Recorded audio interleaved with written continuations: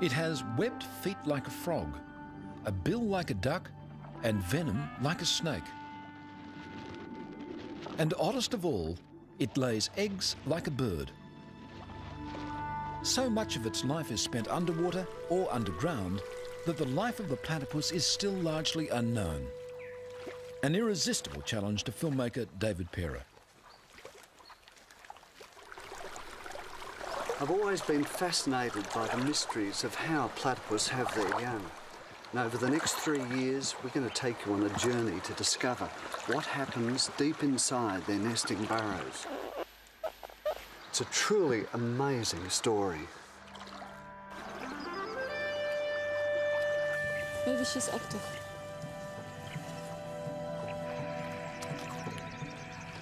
By tracking its daily life, researchers will help Parer reveal the most intimate moments in the life of what is surely the strangest animal on Earth.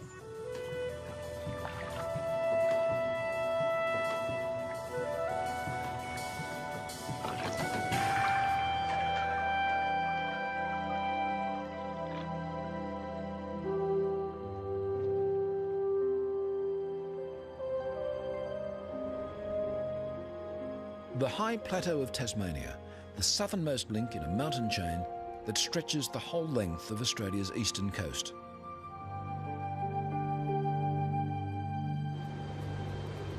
When the winter blizzards blow in from the Southern Ocean, life here gets tough.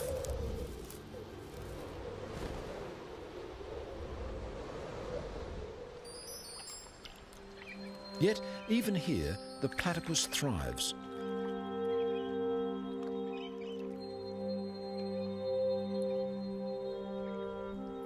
Its thick fur provides near-perfect insulation as it forages for a sparse living in the frozen tarns.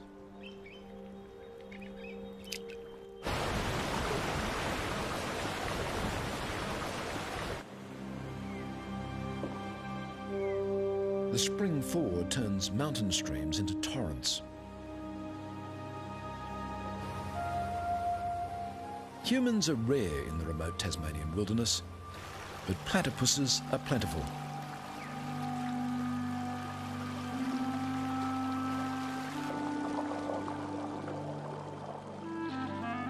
There's prey to catch with their probing bills under every rock, shrimps and worms, and the larvae of aquatic insects.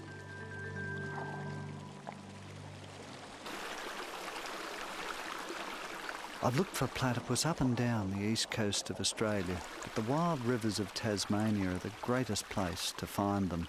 But even here, they're difficult to see. They seem to meld into the water and rocks, and then suddenly disappear. When Europeans first encountered it, the platypus seemed almost too weird to be real. The name comes from the Greek for flat-footed. Yet it was the creature's duck bill that most fascinated 19th century zoologists.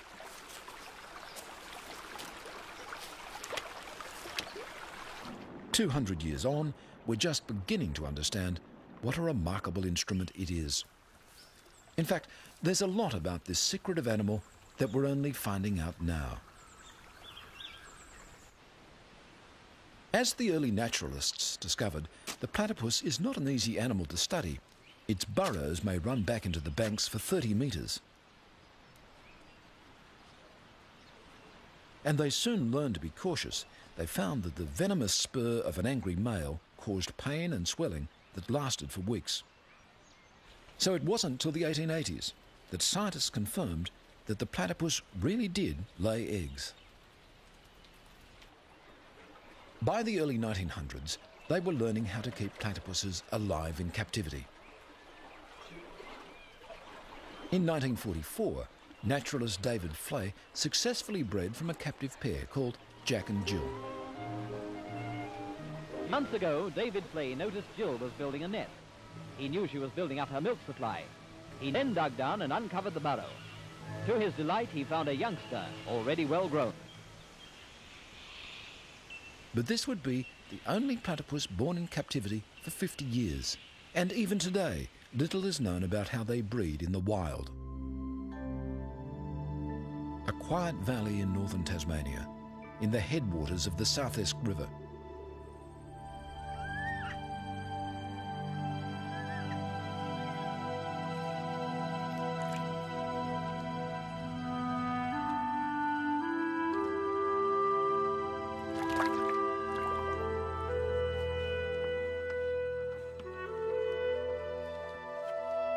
An unassuming farm dam proves an ideal site for biologist Nina Kosh.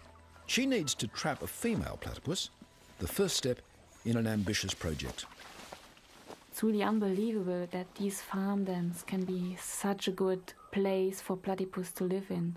They seem to be enormously productive, ideal habitat for females to breed in.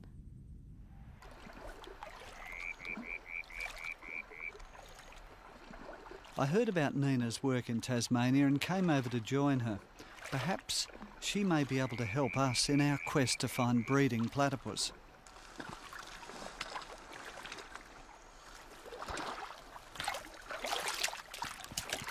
Nina has been fascinated by the platypus ever since she saw one on TV as a child.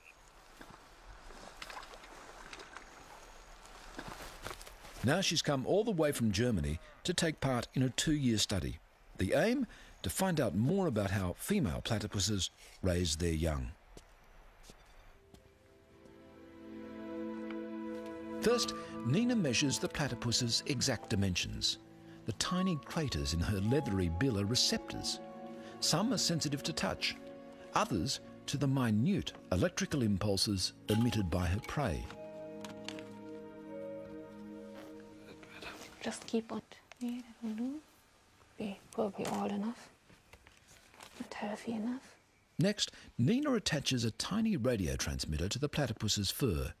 It needs to be tested thoroughly before next year's full-scale breeding study.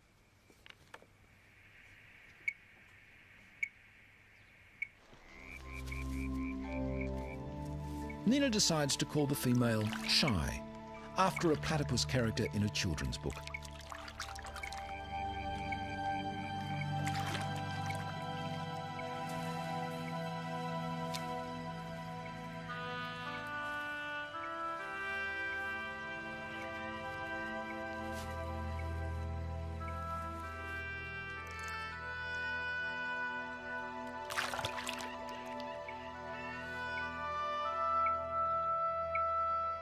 Within days, Nina has identified the precise location of one of Shy's sleeping burrows on an island in the dam. We've tracked Shy for a couple of days now, and we could follow her to this island. And she's sleeping right here in her burrow, and we are going to put an infrared video camera in so we can see what she's doing in her burrow.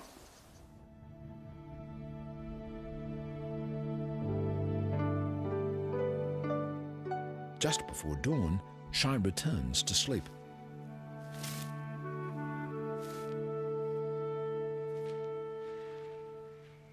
For Nina and her partner, Marcus Utesh, this is the first view of a platypus underground.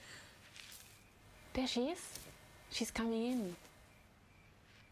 Next year, they'll try to get a camera inside the burrow of a breeding platypus. That is absolutely great. Wow. A few weeks later, Nina and Marcus find a baby platypus near the dam. It's only just emerged from the nest. Soon after, they find another, bigger youngster. This baby looked much more like an adult.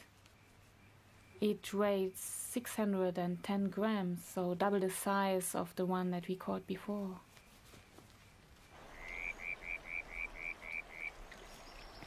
We released this baby in one of the farm dams, and then it started immediately to feed along the border of the lake. We tried the next day to see it again. I sat on the pontoon and paddled towards the little platypus. He just stopped feeding and suddenly even came closer to me. He was by far more curious than afraid. Nina is hooked. This will be an ideal location for next year's study.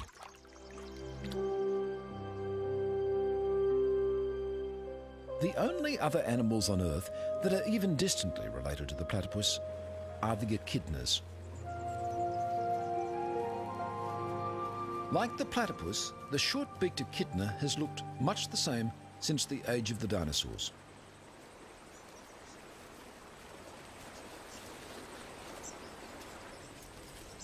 It too has evolved a highly specialised mouth, not a bill, but a beak, which can be used as a crowbar if need be, and a long sticky tongue to pull ants and termites from deep within their nests. Despite their different lifestyles, the echidna and the platypus share one crucial characteristic. They're the only surviving members of an ancient group of egg-laying mammals, the monotremes.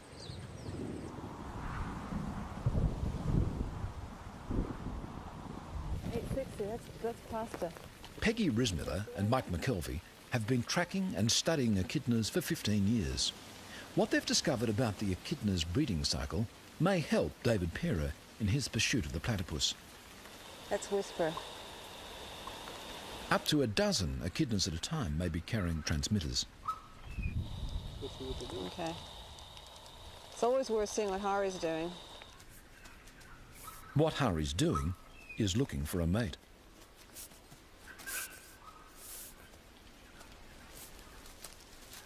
Mostly, echidnas lead solitary lives, but when a female comes on heat, males will gather from far and wide.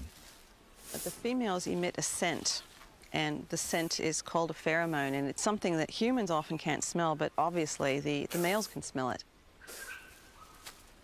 The pheromone, of course, would be able to go cross-country on wind and attract the males. And we've seen males cross this peninsula several times and then eventually end up with a female. Hari and several other males are already here, and Whisper is on his way. Yep, he's there. Whisper joins what's called an echidna train, a group of males all paying court to a single female. Okay. She had no burrow over here? A train can stay in place for up to a week, with the males constantly jockeying for position. They must be patient, but ready for instant action. Mating will take place just once, when the female decides that the time and the partner are right.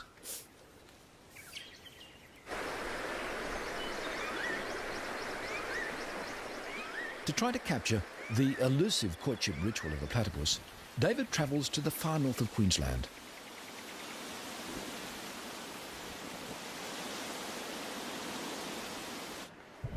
Here, in the tropical rainforest, the mating season has already begun.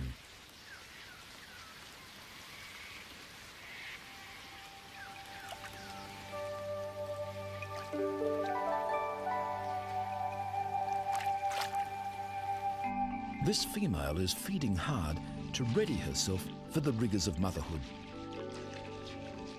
Every 40 seconds or so, she must surface to breathe.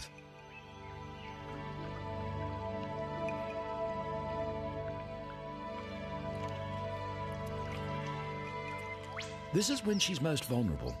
Eyes and ears are open wide, alert for danger. But as soon as she dives, she shuts them tight. Using only the sensors in her bill, she's built up a detailed mental map of her feeding ground.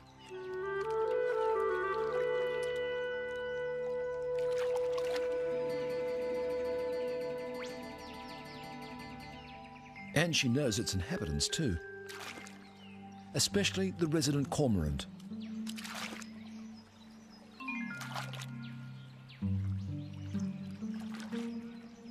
The white-faced heron minds its own business.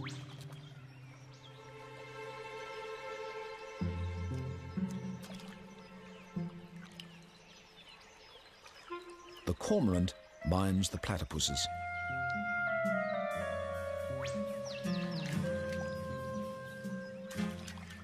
Each time the platypus dives, the cormorant follows, snapping up shrimp and small fish flushed out by the foraging platypus.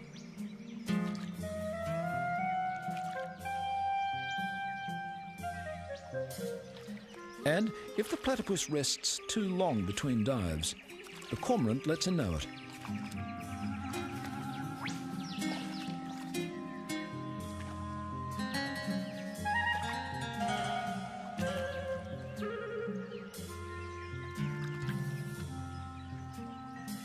In this particular river system, almost every pool has several resident platypuses and a single cormorant ready to exploit them.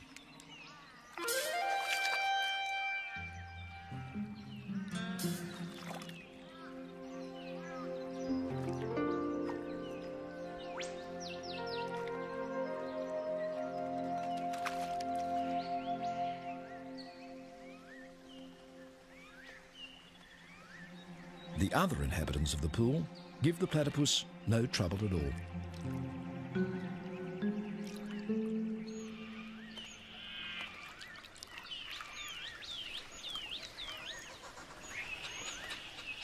The azure kingfishers are peaceable neighbours too. They may occasionally snap up fish and shrimp she drives to the surface, but at least they don't harass her to dive for them.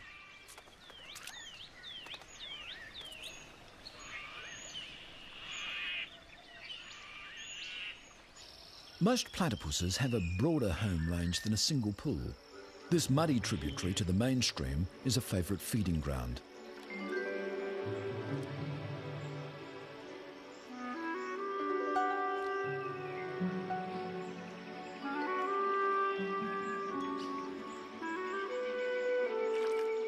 Platypuses make their way up the creek at all hours of the day and night to feed.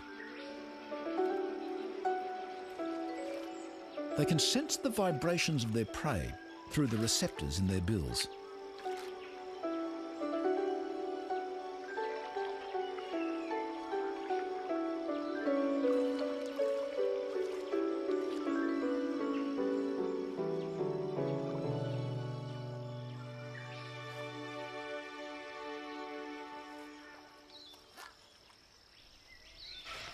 I've been here for about 3 months now and been desperately trying to find a place where the platypus are courting. I think we might be onto something here. This is firm flat.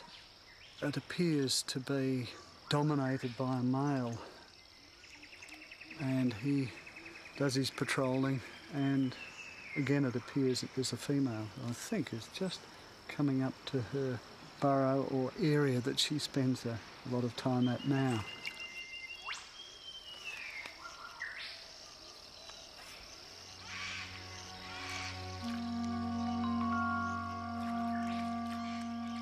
As the light begins to fade, the platypuses start to make their way further up the narrow creek. There's even better feeding where it runs through cleared farmland, but the platypuses will only venture there at night.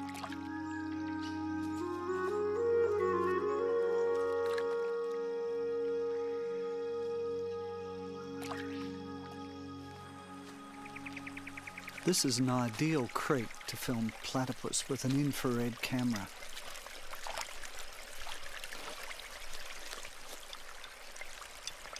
I really like using infrared cameras because you can capture behaviours at night that no one's ever seen before.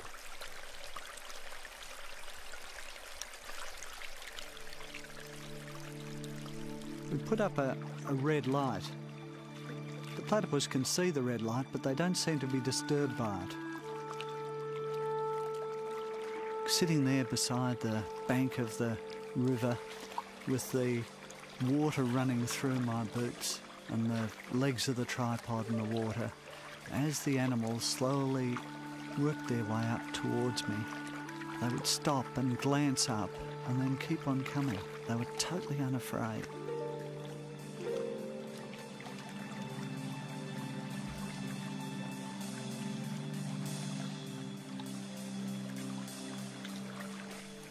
In the first hour after dark, 6 platypus passed me. And then a water rat appeared.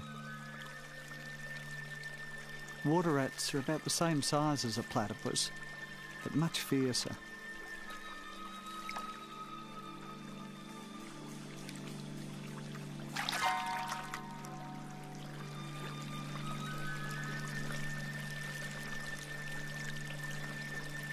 A few nights later, David Perra sets up his infrared equipment on a bridge overlooking the main river. Just below the bridge, a big male platypus has established his home range. But tonight, he has a challenger from further up the river.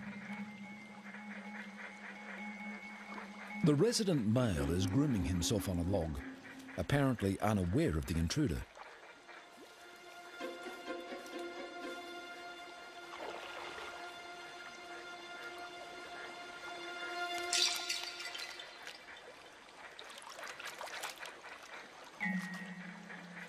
Despite being caught by surprise, the resident male has won the encounter easily.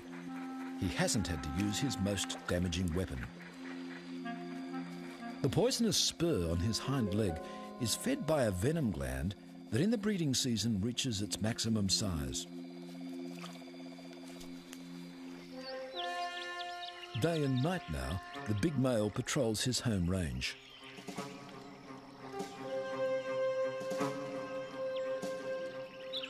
He's spotted another male lurking behind a stump. Without hesitation, he steams into battle.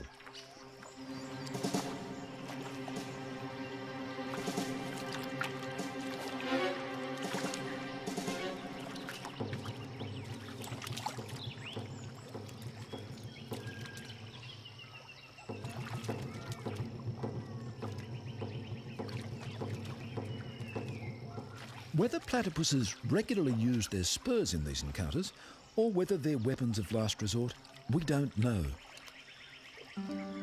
In this case, the resident male is triumphant, and a female is ready to be courted.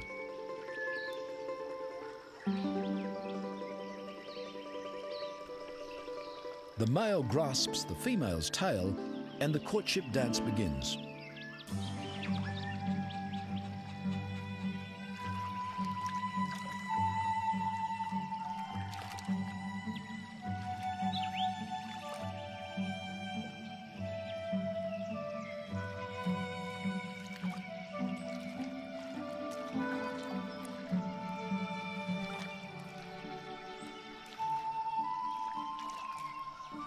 The dance can continue for 20 minutes or more. Whether the female is courted and mated by many males, or just one, is something else we don't know for sure.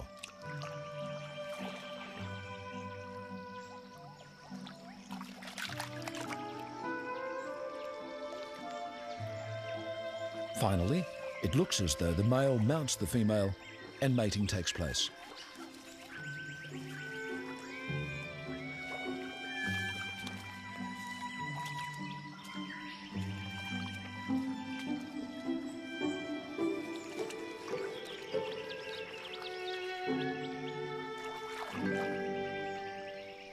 The bare patch on her tail may be a sign that she's been courted often in recent days.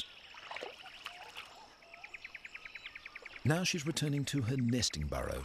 1 or 2 eggs, perhaps even 3, are on the way.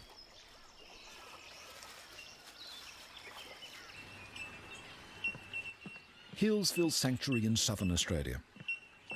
Much of what we know about platypus mating and breeding has been learned by Les Fisk and his colleagues from the captive animals at Healesville Sanctuary.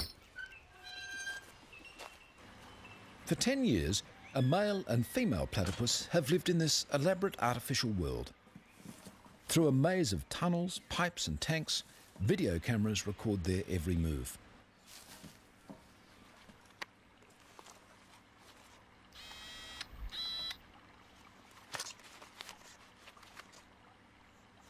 Two years ago, for the first time since David Flay's success in the 1940s, Fisk managed to breed platypuses in captivity.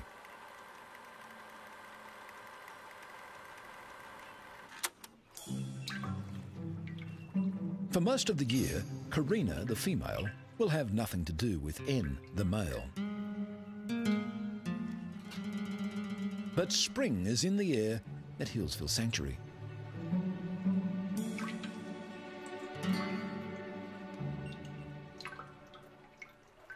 David Perra has already been manning his remote cameras for 2 weeks. Today, finally, the preliminaries are over and the serious courtship has begun.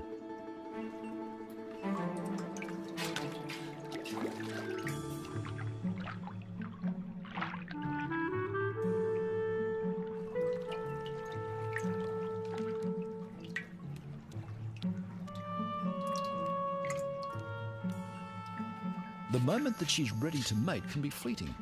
N is determined that he's the one who'll be around when that moment comes.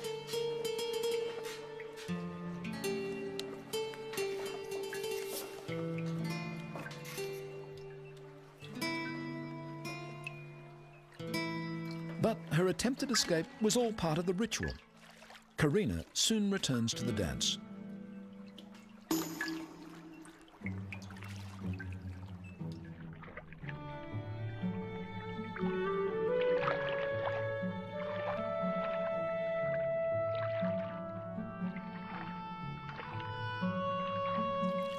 Two years ago, this couple successfully produced twins. Judging by the way the courtship is consummated, the signs are good for this season too.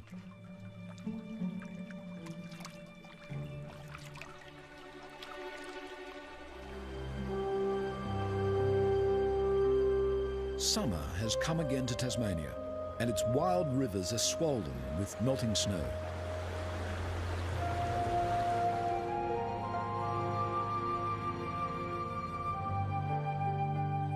In a quiet backwater, as temperatures rise and the days lengthen, a female platypus is collecting material for her nest.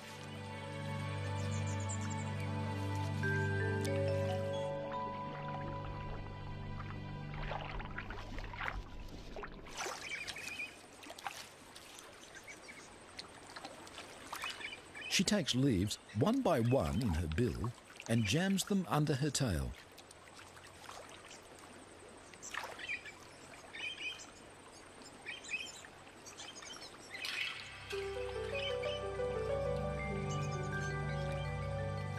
To safeguard it from flooding, she's dug the entrance to her burrow several metres up the steep bank.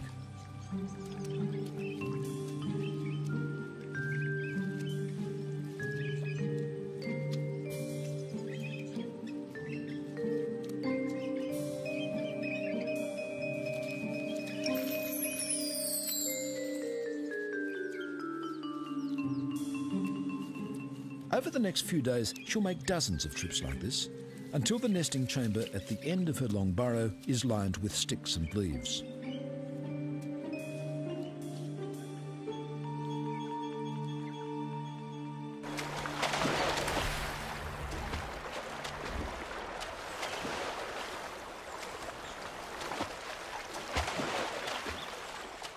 Back on the South Esk River, Nina Kosh and Marcus Utesh are joined once again by David Pera for the start of a new season's work. In the early afternoon, we go down to the South Esk River and set up a series of nets. These nets were originally designed to catch eels, but they're also really good and safe for catching platypus as well. Ja, genau.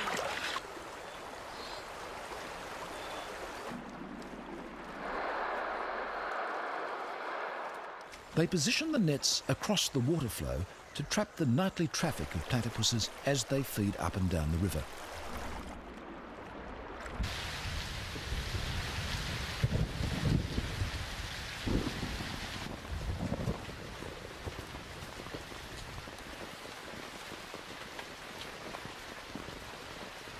In the late afternoon, the platypus come out of their burrows and start feeding.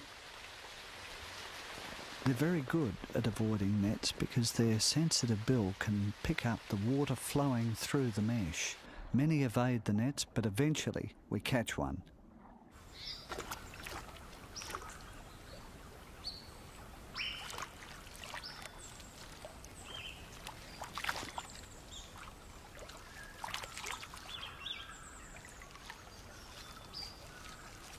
Judging by the dates that last year's youngsters emerged from their nesting burrow, Nina and Marcus have worked out that the females will be laying their eggs very soon.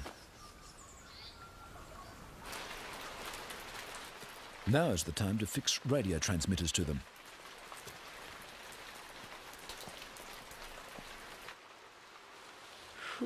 This one has a large bare patch on her tail, a sign that she's probably been courted intensively. The tail.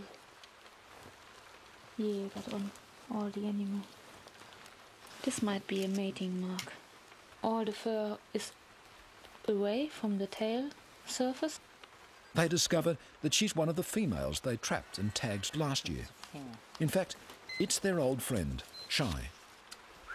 80-17, that's Shy. Wow, we got Shy back. Welcome back.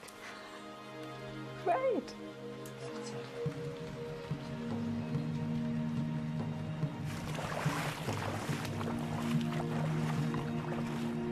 After several weeks' exhausting work setting nets up and down the river, Nina and Marcus managed to catch 7 females.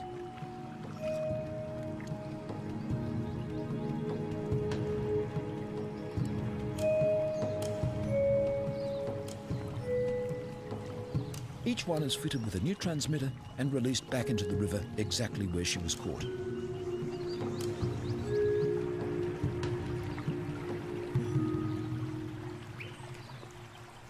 For Nina and Marcus, it's the start of another period of intense work, tracking all 7 females for hours at a time.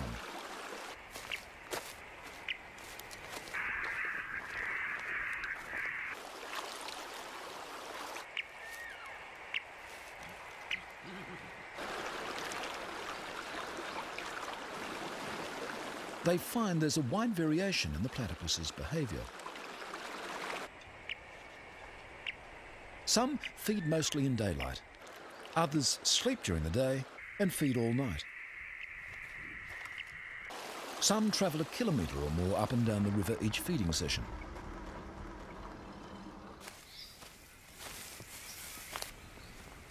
Others, including Shy, feed in one pool most of the time. Where's the strongest signal coming from? Downstream or? Nope. She must be sitting in there. Wow. Shy sleeps in the same burrow each day. Nina and Marcus want to pinpoint its exact location because there's a good chance it's where she's built a nest and is nursing her young.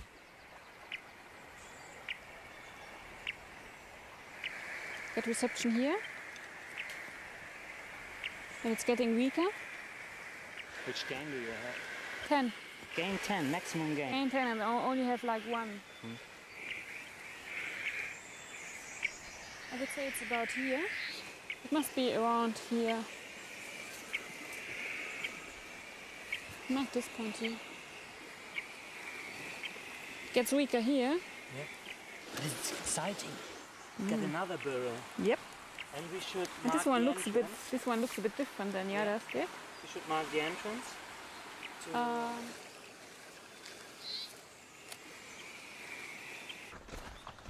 Meanwhile, Peggy Rismiller and Mike McKelvey are still keeping track of their echidnas. You think try again from here? Oh yeah, right towards that cypress. 3 weeks ago, this female was at the head of a mating train. She should by now have laid an egg.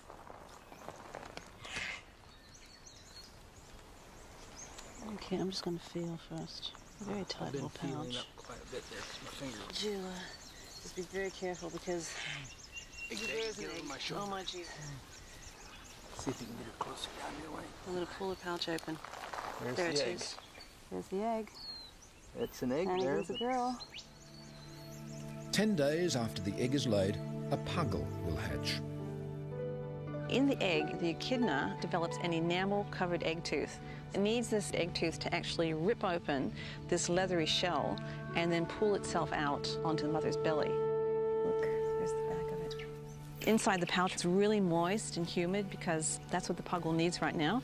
As far as we know, at 2 grams, it has to breathe through its skin. Tiny though it is, the puggle can safely be removed from its mother's pouch for a minute or so. At 2 days old, there's almost no difference between a baby echidna and a baby platypus. Less than 2 weeks later, it's already 100 times heavier than when it was hatched. It's a girl. The baby echidna by now has a discernible beak, just as a baby platypus would have a recognisable bill. After 7 weeks in the pouch, the mother leaves her young one in a burrow, returning every 5 days or so to let it suckle.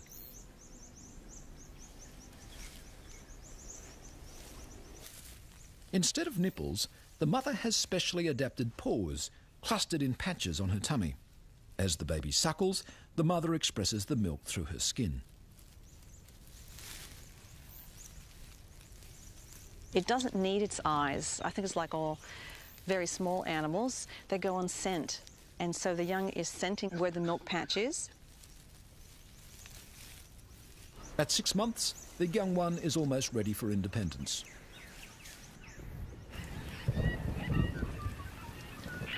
Back at the South Esk River, Marcus and Nina have decided that the time has come to try to take a look inside Shy's nesting burrow.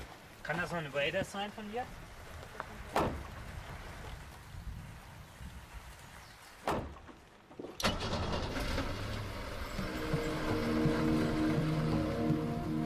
Shy has been feeding regularly for 16 hours in every 24, returning to the same burrow each day to sleep. They're sure she's nursing young.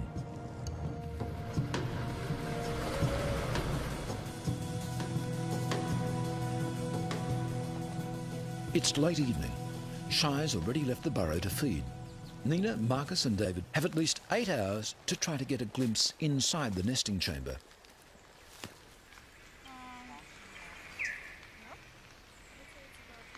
First, Marcus drills a hole carefully into the burrow roof. Frequent measurements over the past 2 weeks have told him exactly where and how deep to drill.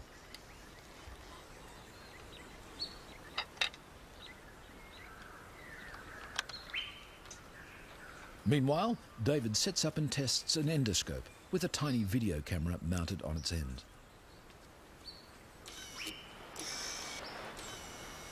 So down is like that. Yep. So straighten it up. Mm-hmm. It was really exciting going down into the nest chamber for the first time. Those are roots coming down into the top. And then we saw the entrance to the chamber itself. And the nest was a really complex structure. It was tightly woven leaves wrapped around with sticks and roots. And there was even some green plastic in amongst the leaves.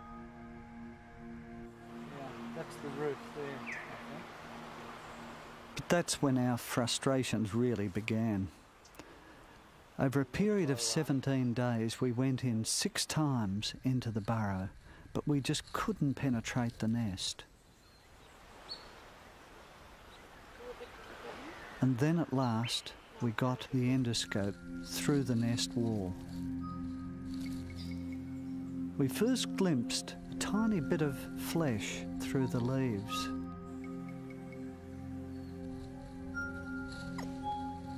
And then another period of frustration, half an hour trying to get a glimpse of the bill.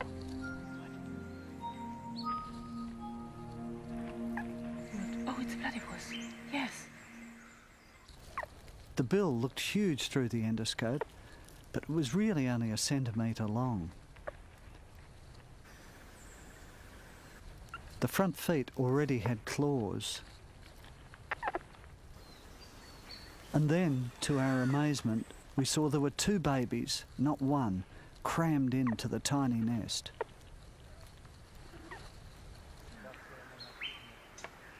Thank you. 3 weeks later, we went into the burrow again, and we found them immediately. It's incredible. They'd grown enormously. Now they were covered in a thin layer of fur. There were even visitors inside the burrow. What is it? It's a tick. I think it was a tick. The ticks are only found on platypus, and already they're feeding on the blood of the young ones. Their bills are now large and very dark. We think the young are now about 6 or 7 weeks old.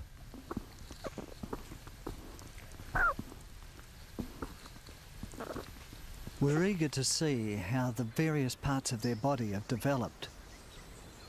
Their front feet have webbing between the toes, and on their back foot is the beginnings of a spur. The smaller one is female. The larger one has a much bigger spur, It's obviously a male. We called him Bigfoot.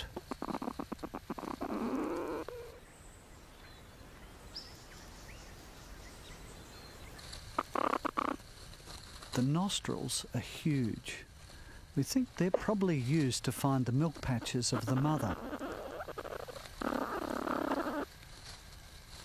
And here, the smaller one is rubbing the tummy of the larger one, as if it's trying to suckle.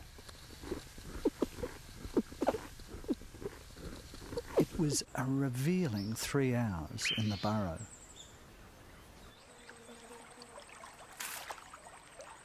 Nina is spending hours each day by the riverbank recording Shy's feeding patterns.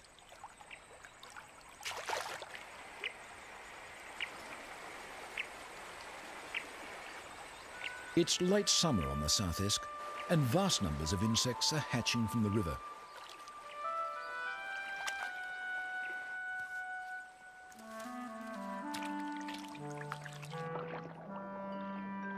It's an ideal time for Shy to be feeding her young. She's just feeding enormously. She spends 16 hours out in the river, and she just goes along the river, and wherever she is, just feeds. Unbelievable hungry little female.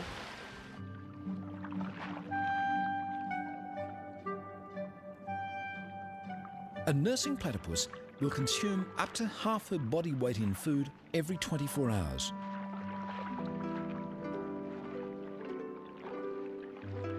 Most of it consists of tiny morsels, which she must somehow find and separate from the leaves, mud or gravel on the riverbed.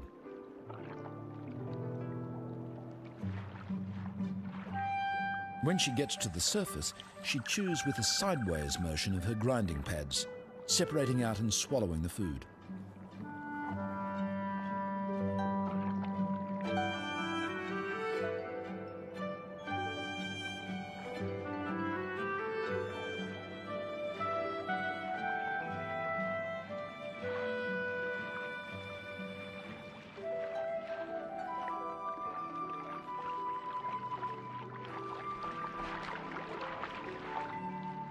In a single feeding session, she may dive up to 1,000 times.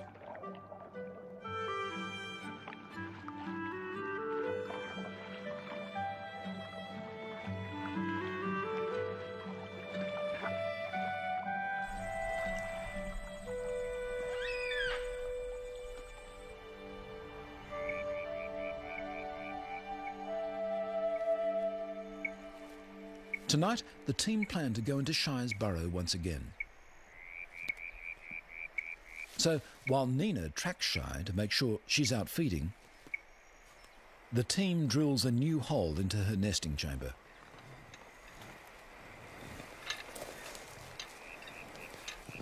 This time, they're installing a tiny remote-controlled camera that will be able to film Shy feeding her young without disturbing her. Illumination comes from miniature infrared lights, which she can't see. And as well as the camera, there's a microphone to pick up sound inside the burrow.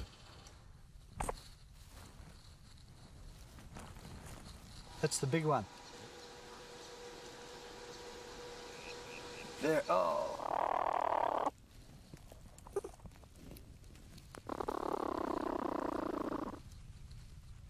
The babies are now about 13 weeks old. Their eyes are open, their bills are fully formed, and their coats have grown thick.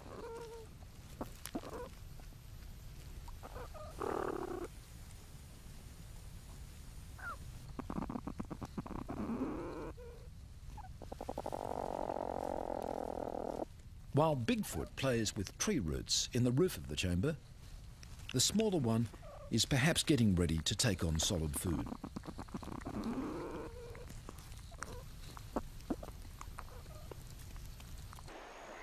Nina warns that Shy is on her way back to the burrow.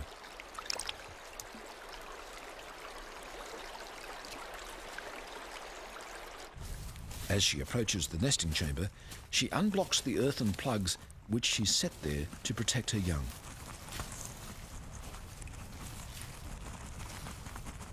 Then she's through into the chamber. Here we go.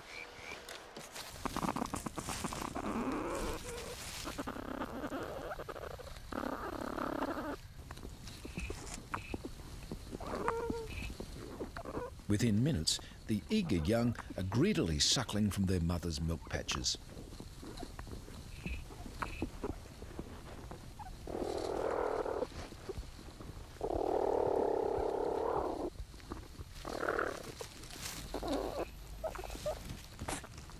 But the team is about to see behaviour that no one has ever seen before. That is amazing.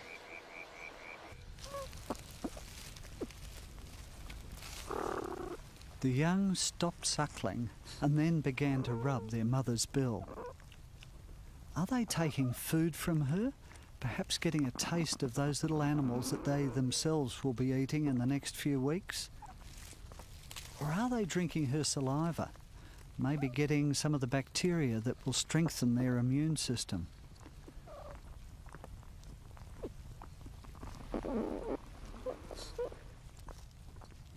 We don't really know what we're seeing in these extraordinary pictures.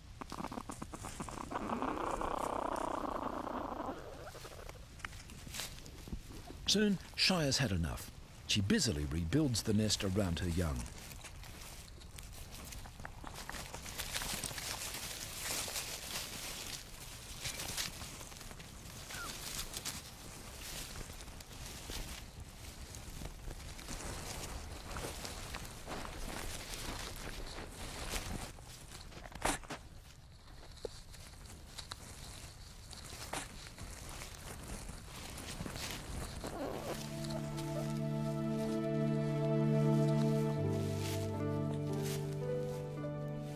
And then she's gone, leaving a tangle of tails and bills behind her.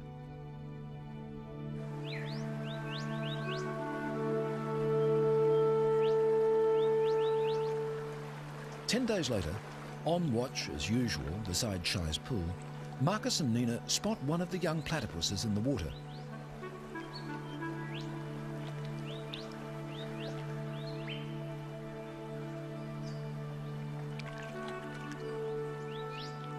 Bigfoot, the male, has emerged from the nest. The team watches, enthralled, as the last chapter in the drama they've been following for months unfolds.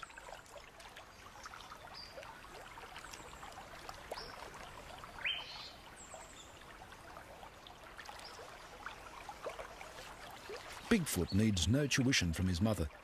Minutes after his emergence, he's swimming and foraging expertly along the bank.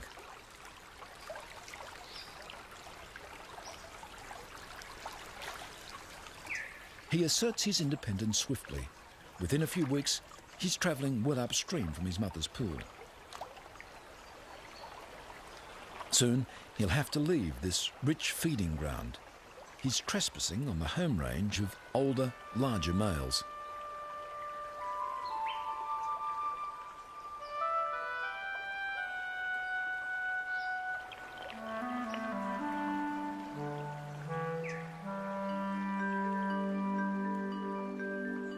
As Bigfoot begins his journey of life, our journey of discovery is coming to an end. We know nothing of what he does in the next couple of years. In fact, I feel that we've only just scratched the surface in understanding the platypus, one of the most mysterious animals on Earth.